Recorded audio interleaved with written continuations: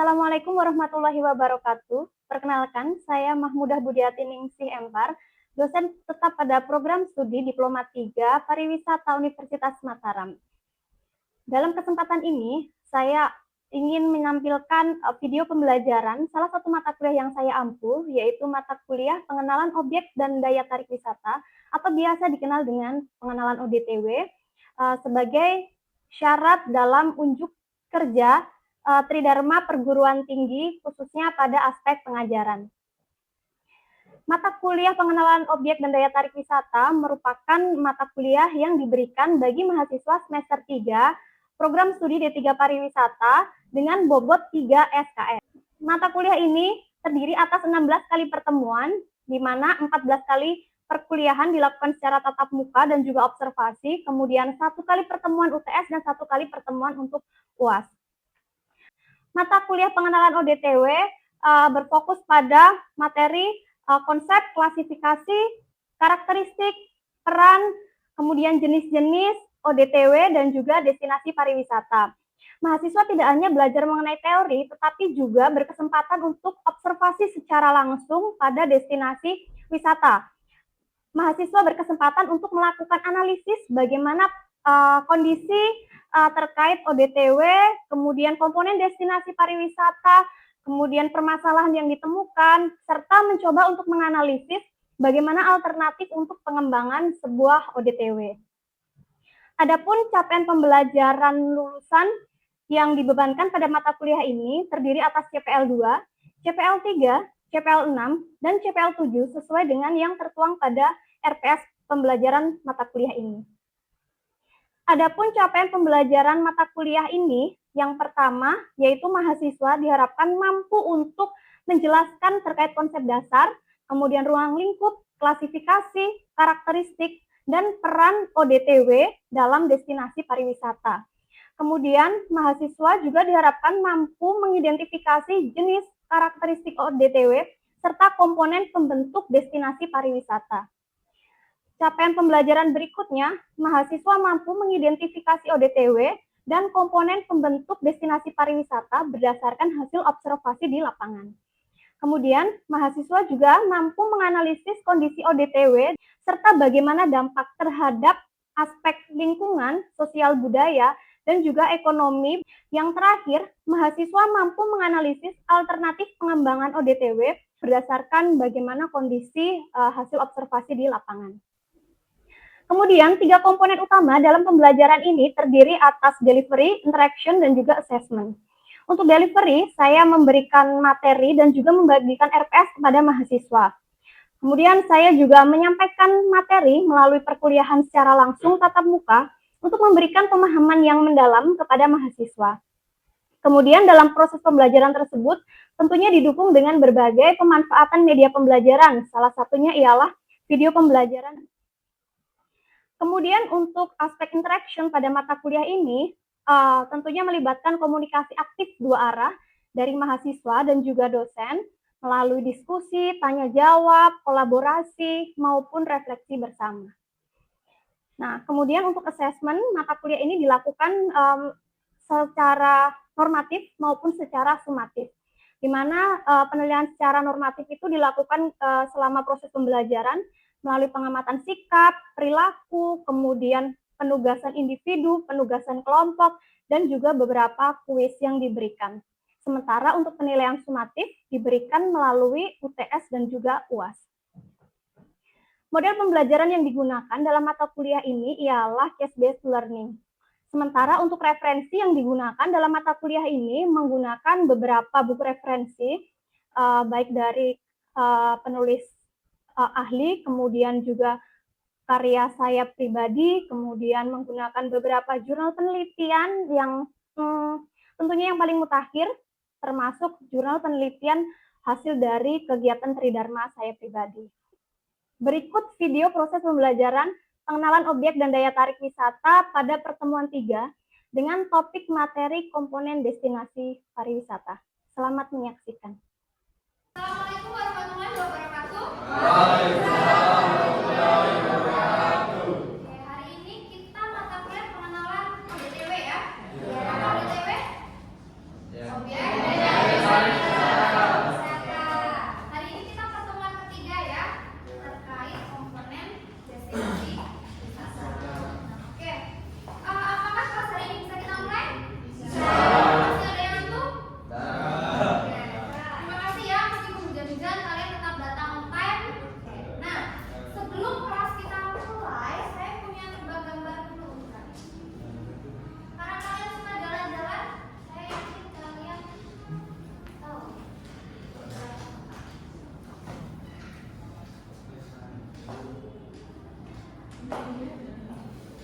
Sebentar ya.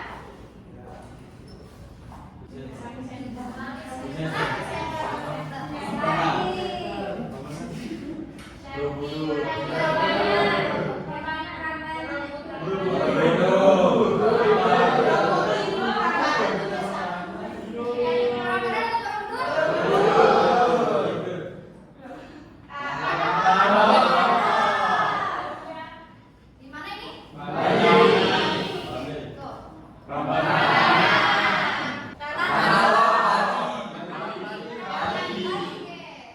Selanjutnya, tadi yang masih bingung ya, jelas perbedaannya. Kalau Prambanan ini dia candilnya lebih tinggi ya. Kalau Borobudur itu dia lebih Luas. Ada Sembalun. yang belum pernah kesini? Saya. Boleh dekat ya, silakan ke sana. Cantik sekali. Romo.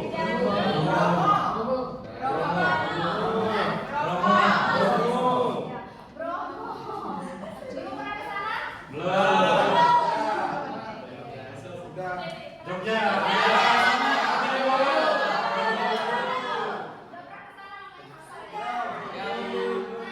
Beberapa gambar tersebut merupakan contoh apa?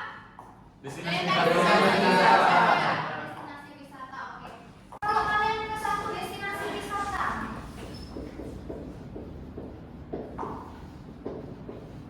apa yang kalian cari biasanya? Daya tariknya. Tariknya dulu. Oke. Daya tariknya ini apa contohnya? Makanan. View-nya. View. Makanan, pemandangan. Oke, view ya. Apalagi mungkin aktivitas sejarah. Misalnya kalian ke wisata budaya ya. Iya. Apa tadi? Misalnya kalian ke Gili Trawangan, apa yang kalian cari? Culture budaya. Budaya. Oke. Selain daya tarik, misalnya ketika kalian ke destinasi wisata, apa sih yang kalian butuhkan? Fasilitas. Oke. Apa fasilitas yang dibutuhkan biasanya? Oke. Kalau ke Gili biasanya kalian butuh penginapan ya? Iya. Apalagi? Restoran. Restoran. Oke, makanan itu sendiri ya? Iya. Oke, dan makanan lainnya ada lagi? Iya. Oke. Mari kita lihat apa sih komponen dasar destinasi wisata. Kita cek ya apakah sudah tepat. Oke, nah sebelum kita cek, kita hari ini akan belajar. Yang pertama, tujuannya adalah mahasiswa dapat menyebutkan komponen dasar sebuah destinasi wisata. Oke, jadi di akhir pembelajaran kalian nanti bisa menyebutkan apa saja komponen dasarnya. Kemudian yang kedua, mahasiswa dapat menjelaskan pengertian masing-masing komponen dasar destinasi wisata. Dan yang ketiga, mahasiswa dapat memberikan contoh komponen dasar di sebuah destinasi wisata dengan tepat. Nah, oke, sebelum kita tahu komponennya, kita ulang lagi definisi dari destinasi. Kita sudah pernah bahas ini beberapa kali. Boleh salah satu membantu membacakan, mungkin Yudis? Kawasan geografis yang berada dalam satu atau lebih wilayah administratif yang di dalamnya terdapat daya tarik wisata, fasilitas umum, fasilitas pariwisata, aksesibilitas, serta masyarakat yang saling terkait dan melengkapi terwujudnya kepariwisataan. Oke, ya dari definisi tadi sudah ada beberapa muncul di sini ya. Yang pertama, daya tarik wisata, daya tariknya. Kemudian yang kedua adalah fasilitas. Ya, fasilitas bisa fasilitas umum maupun fasilitas pariwisata. Kalau fasilitas pariwisata misalnya penginapan, restoran. Kalau fasilitas umum itu adalah fasilitas yang sebenarnya dia itu pasti ada di berbagai tempat, tapi wisatawan itu mungkin membutuhkannya.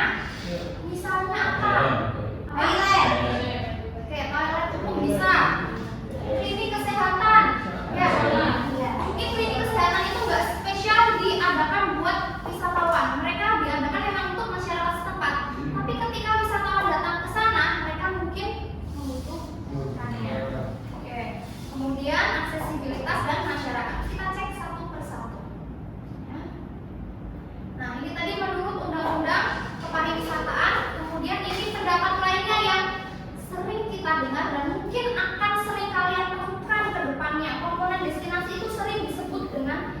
3A atau 4A? Ya, 3A yang pertama tadi atraksi wisata. Atraksi wisata itu sama dengan daya tarik wisata. Kemudian kedua amenitas, ketiga aksesibilitas. Sementara untuk 4A yang membedakan adalah poin terakhir apa? Ancillary service. Apa sih ancillary service? Merupakan fasilitas tambahan. Jadi di luar fasilitas utama tadi, di luar fasilitas pariwisata, fasilitas umum itu ada fasilitas penunjang lainnya. Nanti akan kita lihat satu persatu. Nah, atraksi wisata dulu. Ya, atraksi wisata itu apa sih? Surfing. Apa? Terus apa lagi? Contoh beberapa atraksi wisata. Daya tarik. Daya tarik apa daya tarik? Kalian nanti bayangin satu tempat wisata dan misalnya Borobudur, apa daya tariknya? Gitu dong, apa daya tariknya? Desa Sabda apa daya tariknya?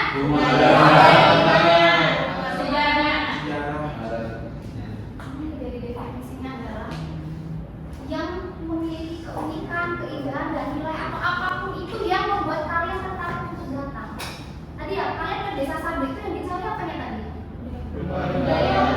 Kalian bukan datang bukan buat berrekreasi untuk refreshing, misalnya kalian cari yang seger-seger, saya yakin kalian nggak akan kesana. Budaya kalian ingin mempelajari budayanya pasti ke Desa Sabda misalnya. Kemudian, nah di atraksi wisata itu ada 4 komponen. Sebenarnya 3 yang biasanya ada itu something to see, something to do, dan something to buy. Kemudian ditambahkan something to learn. Something to see itu adalah apa yang bisa kita lihat. Jadi misalnya ke pantai, yang kita lihat adalah pemandangannya. Something to do, apa yang bisa kita lakukan di pantai? Oke, surfing bisa, mandi bisa, jepur bisa. Kalau di trampolin ngapain? Snorkeling. Something to do. Something to buy apa? Something to buy. Beli, ya. Oleh-oleh. Makanan tadi yang kalian makan. Something to learn, itu sesuatu yang bisa dipelajari. Misalnya kalian ke Sabda tadi, kalian bisa belajar apa? Ada aktivitas tertentu. Kalian pulang dari Sabda, kalian itu ada hal yang dipelajari apa? Kalian jadi bisa menenun. Oke, atraksi wisata. Jadi atraksi wisata adalah bisa bentuknya beragam ya, bisa dia kekayaan alam, budaya ataupun perbuatan manusia yang menjadi alasan orang untuk berkunjung, menjadi sasaran atau tujuan wisatawan. Kalau di destinasi wisata tersebut nggak ada daya tarik wisata, nggak akan ada orang yang datang. Mandalika nggak ada pantainya, nggak ada sirkuitnya, datang nggak orang ke sana berbondong-bondong? Oke, selanjutnya nah ini tadi contoh jenis daya tarik wisata: alam, pantai, pegunungan, sawah, apalagi yang ada di sini, yang banyak di sini. Semua yang banyak di sini. Oke, terjun. Oke, pegunungan.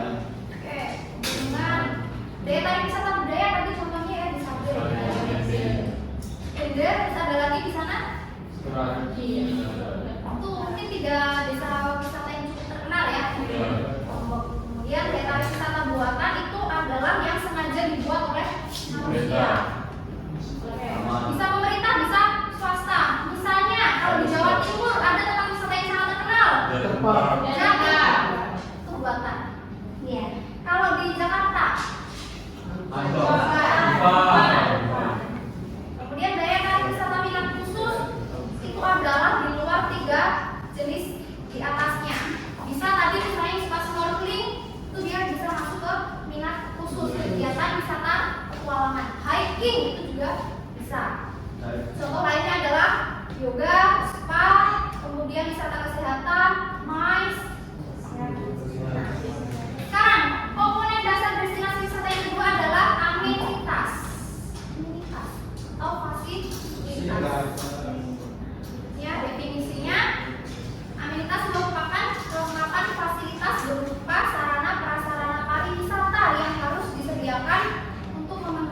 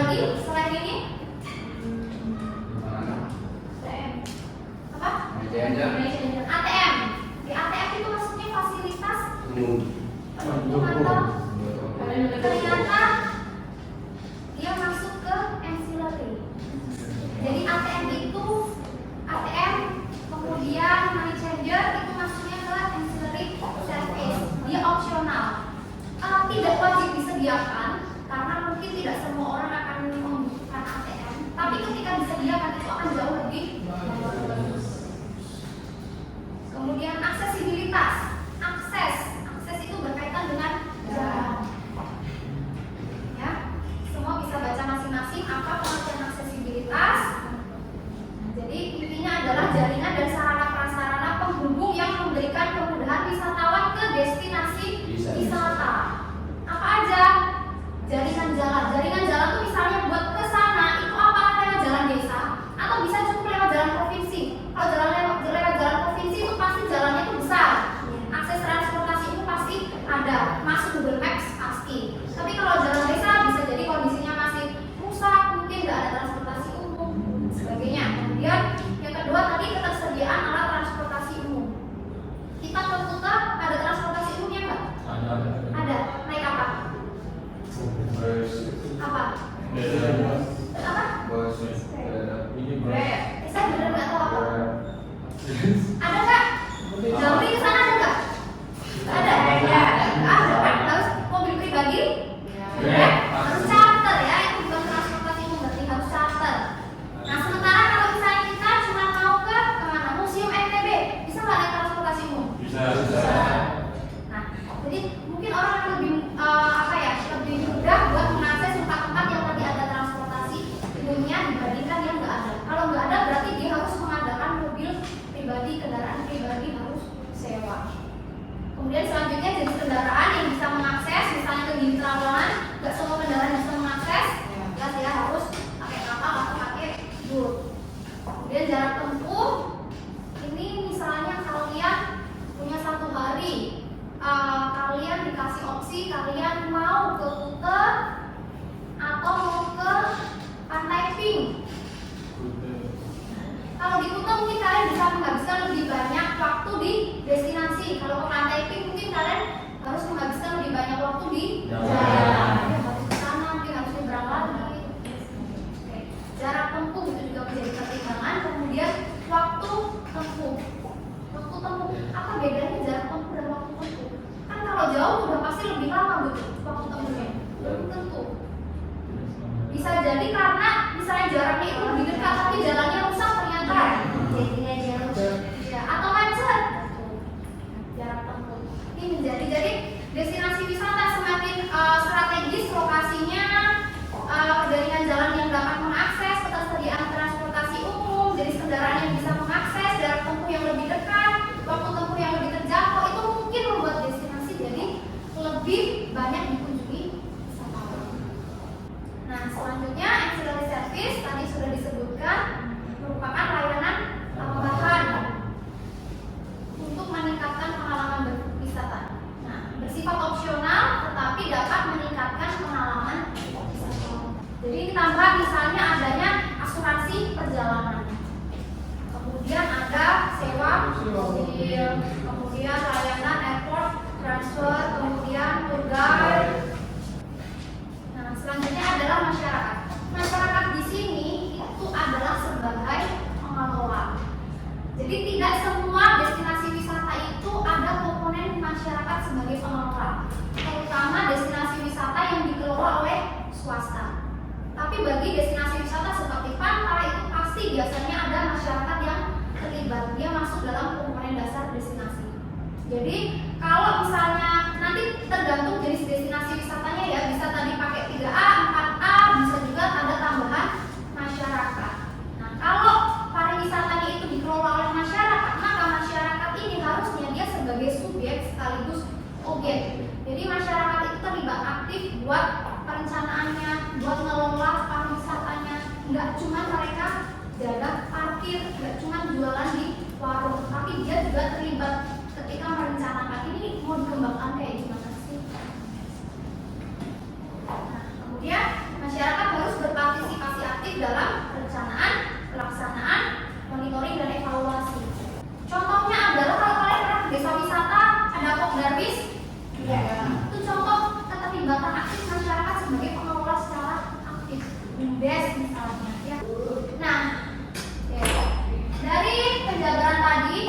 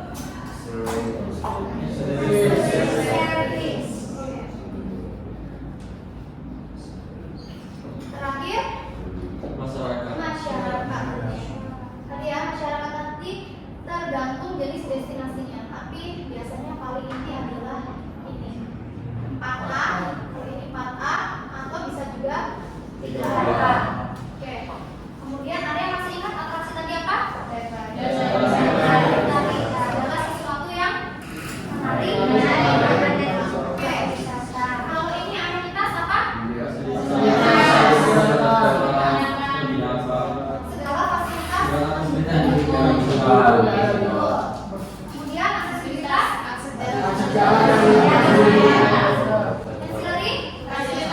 tambahan. Oke, fasilitas tambahan.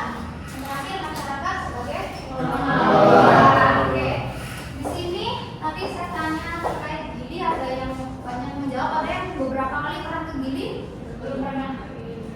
Oke, Yudis, mungkin bisa kamu sharing ceritakan di gili Trawangan apa aja sih atraksinya di sana? Untuk daya tarik yang di Gili, Bu, Iya. ada beberapa atraksi yang bisa dinikmati di sana. Contohnya untuk atraksi yang di pantai sama yang di pulaunya sekitar itu. Nah, untuk di pulaunya itu sendiri, di sana sebagai daya tarik itu budaya Eropa atau budaya luar. Iya. Sebagai untuk menarik wisatawan seperti ada tempat party di sana kan. Nah, untuk atraksi itu sendiri yang ada di Gili Trawangan banyak seperti snorkeling, Oke. horse riding, Oke. sunset diving, fishing trip, speed fishing, juga banyak beberapa atraksi yang dilakukan di sana. Oke. Nah, untuk atraksi Terus untuk fasilitas pendukung. fasilitas di sana juga sudah terbilang cukup banyak untuk fasilitas yang bisa seperti penginapan, restoran, terus tempat ibadah, Iya. community changer, dan banyak juga fasilitas pendukung yang dibutuhkan wisatawan ketika ingin berkunjung ke sana. Oke, fasilitas sudah tersedia dengan baik ya. Kalau aksesnya gimana? Akses sudah cukup terbilang baik, mulai dari jalan misalnya dari Kota Mataram ke Bangsal itu sudah cukup terbilang baik. Dan untuk menuju ke Gili Trawangan itu sendiri juga sudah dilengkapi fasilitas seperti public boat, speedboat, fastboat. Oke, berarti sudah bagus ya aksesnya. Oke, ancillary tadi juga sudah ya tadi disebutkan ATM ya. ATM, mini Kalau charger. keterlibatan masyarakat gimana di sana? Tahu nggak? Tahu. Nah, Aktif. untuk keterlibatan masyarakat juga kan di sana juga punya di suatu kawasan di daerah Gili Trawangan itu juga mempunyai perkampungan yang untuk di pedalamannya itu di tengah pulaunya itu di sana juga masyarakat ikut mengelola baik dari keamanan, ikut terlibat juga dalam mengembangkan beberapa usaha yang ada di sana itu, sehingga masyarakat dan investor luar juga bekerjasama di sana, dan beberapa sistem yang ditentukan di daerah, misalkan kalau ada wisatawan yang ingin investasi di sana membangun villa atau membangun restoran harus melalui masyarakat untuk jadi pengelola untuk tangan pertamanya itu. Oke, berarti di sana keterlibatan masyarakat sangat Sangat baik penting. ya. Oke, terlibat. Oke, bagus. Terima kasih Yudis atas sharing pengalamannya. Oke, saya rasa nanti kalian bisa mempelajari lebih lanjut terkait komponen destinasi wisata dengan mengerjakan tugas kelompok. Ya. Jadi hampir sama teknisnya, nanti kalian berkelompok 3-4 mahasiswa. Ya. Kemudian pilih satu destinasi wisata yang sama-sama pernah dikunjungi. Ya, jadi dicek tadi ketersediaannya komponen masing-masing, kemudian kondisinya seperti apa. Pengumpulan tugas melalui Google Form seperti biasa. Nanti saya kirimkan lagi linknya. Batas pengumpulan minggu depan. Oke, di sini ada yang mau ditanyakan? Oke, sudah cukup jelas ya. Jadi nanti kalau kalian ada kesulitan, kalian ada yang dibingungkan, silakan tanya melalui grup seperti biasanya. Oke, kalau begitu terima kasih banyak atas pertemuan hari ini. Semoga apa yang kita pelajari hari ini bermanfaat dan kalian yang mengerjakan tugas diberikan kelancaran. Amin ya Allah. Wassalamualaikum warahmatullahi wabarakatuh. Waalaikumsalam warahmatullahi wabarakatuh. Terima kasih, Bu. Demikian deskripsi singkat dan video cuplikan proses pembelajaran mata kuliah yang saya ampu. Semoga dapat memberikan gambaran mengenai kinerja pengajaran yang saya lakukan, khususnya pada program studi D3 Pariwisata Universitas Mataram. Saya mengucapkan terima kasih banyak kepada seluruh tim penilai dan tim panitia sertifikasi dosen tahun 2026. Terima kasih banyak. Wassalamualaikum warahmatullahi wabarakatuh.